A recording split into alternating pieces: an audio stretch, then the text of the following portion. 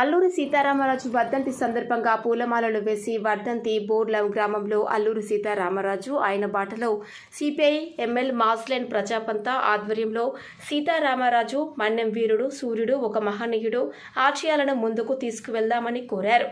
కార్యక్రమంలో CPI ML మాస్లెన్ నాయకులు నాగన్న, షేక్ నజీర్, ఒడ్డెన్న గోపాల్, సిద్ధపోషెట్టి, మక్కన్న, పశుపుల లక్ష్మణ్, మహాము, నేరేడు పోషెట్టి వారితో పాటు తదితరులు పాల్గొన్నారు.